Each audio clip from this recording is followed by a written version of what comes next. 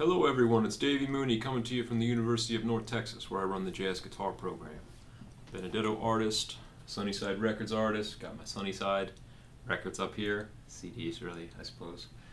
Mel Bay improv book, Personalizing Jazz Vocabulary.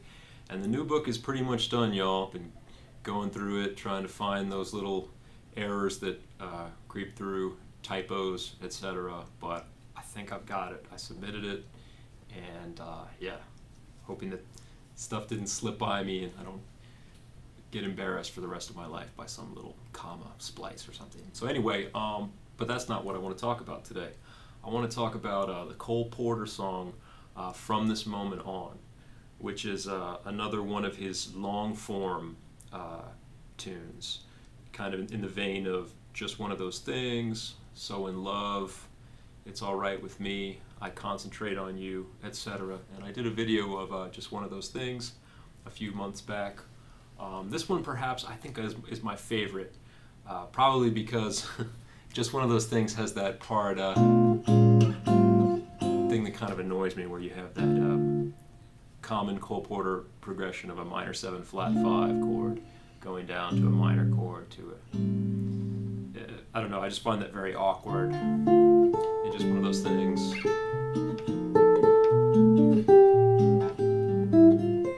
Although it sure didn't bother Kurt Rosenwinkel on his amazing solo guitar version that's on a live video that got posted, I guess last summer, 2020 in Berlin. I think it's called Berlin Framed. So amazing. I recommend you all check that out. It's the encore in a solo concert that he did after he played a lot of his own tunes. He did Just One of Those Things at about 300 beats per minute. And I remember sort of clocking it with the metronome, and you could set your watch to it. It's so good, it's so precise, so shredding, etc. And I guess that's one aspect of these tunes that can be a little bit, especially these two, Just One of Those Things and From This Moment On, they tend to be played, not all the time, but pretty regularly at a really fast tempo. And this tune, From This Moment On, there's a Nicholas Payton record. His debut is called From This Moment. 94, 93, something like that, on Verve Records. Such a great album with Lewis Nash and Mulgrew Miller, some other folks. And his versions, I guess not quite at 300, but it's somewhere up there. It's like 280, 275. So, when I play on this song, I tried to get it up there. I think I got to about 280, and it took a few takes, but every now and then I get lucky at those fast tempos. But just to talk about the tune a little bit, I mean, Nicholas Payton does it in F minor, and I feel like that's pretty common key. So you got this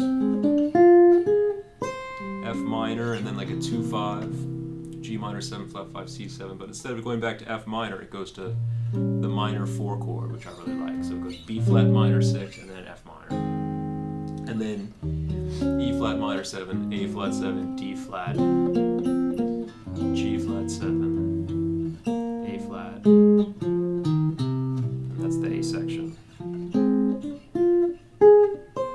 16 bars. And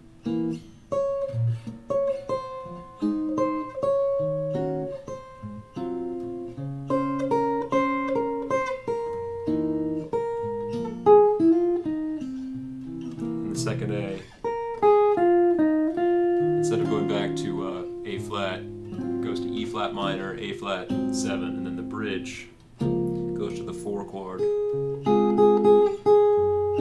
then D flat major, then G flat 7, then A flat major, F7.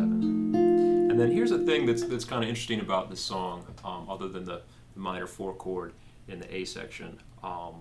So like I said, the bridge, we got 4 minor, A flat, down to F7. And you would think that, okay, F7, that's going to go to B flat, right? Because it's 5 of B flat, but it doesn't. It goes to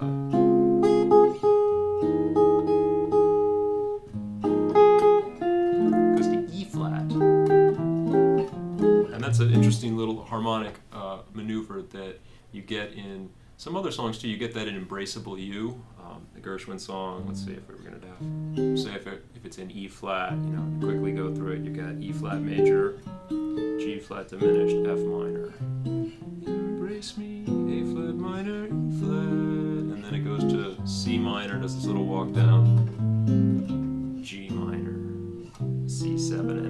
that C7 would go to F, but it goes to B flat, the key of the 5 chord, and then gets back to E flat that way. Another one is the bridge of Ain't Misbehavin', Fats Waller. So again, if that one's in E flat, you know, the bridge, C minor in the check corner, A flat 7 in the corner, F7, C7. You think a C7 would go back to some kind of F, but it goes to B flat major. And yeah, I don't know how to really explain it harmonically. Maybe the fact that, like, say, take Ain't Misbehavin', that a C7, getting a C7 to go to B flat is maybe, okay, well, C7 is getting close to C sharp diminished, which will get you to, like, the 3 chord of B flat, like a D minor or a B flat over D. Although maybe that's a stretch, but I don't know how else to explain it other than the fact that the chord just goes, a dominant 7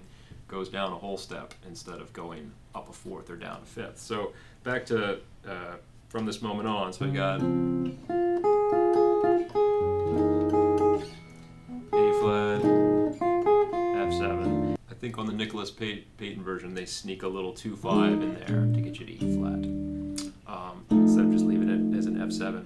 And I'll say something about, there's another version that does something different that I'll talk about in a second, but I want to get through the sort of standard chords. So you've got this, you're on E flat, right? And it turns around in E flat, like E flat, E diminished, F minor, B flat, 7, and then kind of that end of the bridge mystery chord, Cole Porter thing, although, because a lot of people do a break there on maybe like a B flat minor 7 or an E flat sus. And Sinatra has a break there too. And then you get back to, through a 2-5 or something, back to F minor. And then the last day, sort of the same thing. There's a little tag.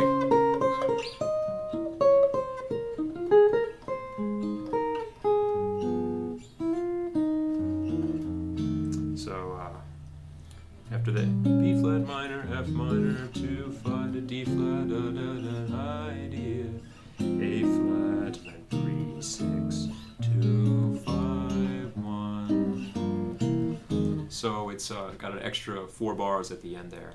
So 68 bar tune, I believe, if I'm doing the math right. Each A section, it's A, B, A. Each one is 16 bars. And then there's an extra little 4 bars at the end. But so that's, yeah, the Nicholas Payton version in F minor is really cool. The Sinatra version from Swingin' Affair, that's one of my favorites because it's, the arrangement is so great. I think he's in D minor, Nelson Riddle arrangement, but I'll talk about the things that are different in the key of F minor. So, like on the A section, they don't do that 4 minor. So he goes like, this moment on. They go back to F minor, but of course it's kind of like an F minor flat 6 because that's the melody. And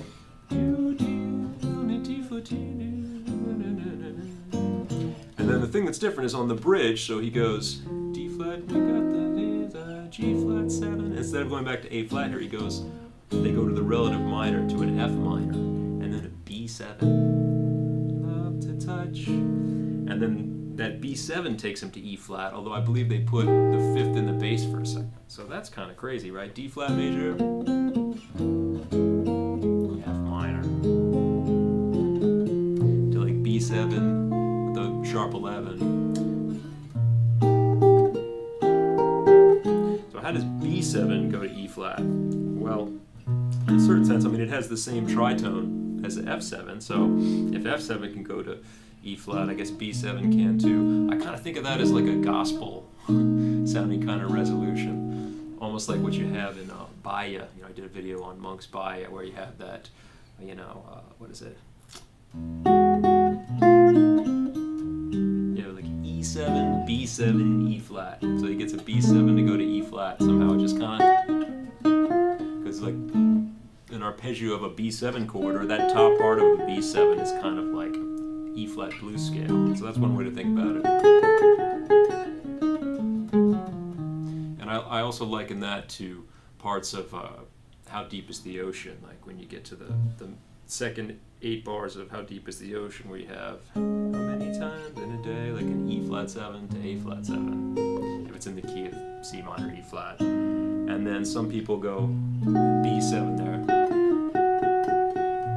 flat 7, and then it gets back to C minor. But if you listen to, I believe it's Ella Fitzgerald, one of her versions, it's in a different key, but again in the key of C minor, E flat that many people do that song in, it would be E flat 7, A flat 7. They go to an F7 there, F7 flat 9 to a B flat 7. So you have that F7 versus B7 thing. I guess the tritone substitution in a few sort of standards, and you also have that interesting thing of a dominant chord that you think is going to go 5-1, going down a whole step somehow, perhaps through some kind of diminished relationship. I'm not sure, but when I play on this tune and on this track that you're going to hear in a second, I went and programmed in the chords from the Sinatra version because I just like that so much, you know.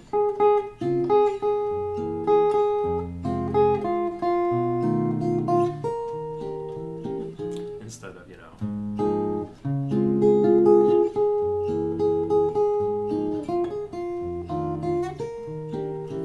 Although they're both cool.